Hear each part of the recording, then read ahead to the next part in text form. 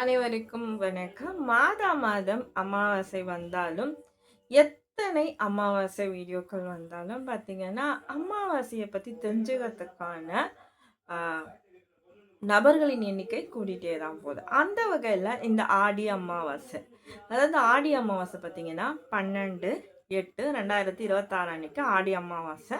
புதன்கிழமை வருது. ஸோ, இந்த புதன்கிழமை என்ன பண்ணணும்? எல்லா அமாவாசை மாரியும் தான் இதுவா? இதில எதனா ஸ்பெஷல் இருக்கா? அப்படின்னு நம்ம பார்க்க போறோம். இந்த அமாவாசை பார்த்தீங்கன்னா, கண்டிப்பா முடிஞ்ச வரைக்கும் பார்த்தீங்கன்னா, பெரிய அமாவாசை மாரி. நீங்க வந்து வருடம் திதி குடுத்திருந்தாலும் சரி, இந்த நாள்ல பார்த்தீங்கன்னா, ஒரு ஸ்பெஷலா ஒரு திதி குடுத்துறது நன்மையை தரும். குலத்தாங்கரையில செய்வாங்க இல்லையா? ஸோ, அப்படி குடுக்கறது நல்லது. ஸோ, இல்ல நான் அவசரமா வெளிய போறேன் அப்படின்னும் பொழுது உங்களால குடுக்கக்கூடிய தானம். அதாவது பார்த்தீங்கன்னா, பசுமாட்டுக்கு பார்த்தீங்கன்னா, அகத்திக்கீரை தானம் தரணும்.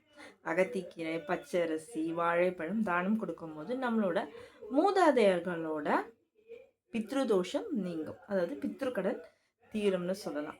அதே மாரி பார்த்தீங்கன்னா, ஈவினிங்ல போயிட்டு ஒரு நெய் தீபம் ஏத்தும் பொழுது, தெய்வத்தோட அனுகிரகமும் நமக்கு அப்படியே கிடைக்கும். ஸோ, நம்ம பித்ரு கடன் தீர்க்கணும், தானம் செய்யணும். அதுக்கப்புறம் பார்த்தீங்கன்னா, கண்டிப்பா நெய் தீபம் ஏத்தணும் இந்த ஆடி அமாவாசை அன்னைக்கு. ஸோ, இந்த ஆடி அமாவாசைன்னு பார்த்தீங்கன்னா, உங்களுடைய பல தோஷங்கள், அ பல என்ன சொல்றது? இந்த கிரக தோஷங்கள் நீங்கறதுக்கான ஒரு அற்புதமான நாள் தான் இந்த ஆடி அமாவாசை. ஸோ, இந்த ஆடி அமாவாசை அன்னைக்கு பார்த்தீங்கன்னா, யாரெல்லாம் வந்து விரதம் இருக்கணும்? கண்டிப்பா பார்த்தீங்கன்னா, ஆண்கள் இருக்கணும். அதாவது பார்த்தீங்கன்னா, அ அப்பாவோ, அம்மாவோ இல்லாதவங்க கண்டிப்பா வந்து பார்த்தீங்கன்னா, பித்ருக்கள நோக்கி விரதம் இருக்கணும். சரிங்களா? ஸோ, இப்போ வந்து எங்க வீட்ல வந்து அப்படி இல்ல அப்படின்றவங்க தெய்வத்திற்காக நல்லா கவனிங்க. தெய்வத்துக்காக விரதம் இருந்து நெய் தீபம் ஏற்றலாம். ஸோ, இப்படி செய்யும்பொழுது வீட்ல வந்து லக்ஷ்மி கடாட்சம் பெருகும். மங்களகரமான பெண்கள் வந்து பார்த்தீங்கன்னா, எப்பவுமே அமாவாசை அன்னைக்கு சமைக்கும் பொழுது விரதம் இருந்து சமைக்கிறத தவிர்க்கணும். காலையில முடிஞ்ச வரைக்கும் ஏதோ ஒரு உணவ சாப்பிட்டுட்டு, அதுக்கப்புறமா தான் சமையல் செய்ய போகணும். அதாவது விரத சமையல் செய்ய இருக்கணும். முடிஞ்ச வரைக்கும் அன்னைக்கு பெண்கள் விரதம் இல்லாமல் இருப்பது நல்லதா இருக்கும். சரிங்களா? அது சுமங்கலி பெண்களுக்கான அது விஷயம்.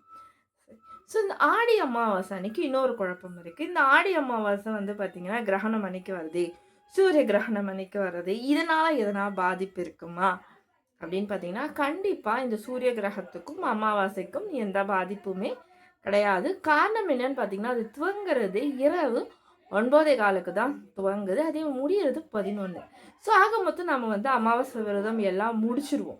இரவில் வருது. ஸோ, வரதும் பிரச்சனை. அதே மாரி நமக்கு தெரிய போறதில்ல. ஏன்னா, இரவுல சூரியன் நமக்கு தெரியாது. அது வந்து பார்த்தீங்கன்னா, வேற்று நாட்டுகள்ல தான் இந்த சூரிய கிரகணம் ஏற்படும். ஸோ, இந்த சூரிய கிரகணத்துக்கும், அமாவாசைக்கும் எந்த ஒரு சம்மந்தமும் கிடையாது. ஸோ, வந்து பார்த்தீங்கன்னா, இப்போ இந்த அமாவாசைய பத்தி கொஞ்சம் கிளாரிஃபிகேஷன் கிடைச்சிருக்கும்.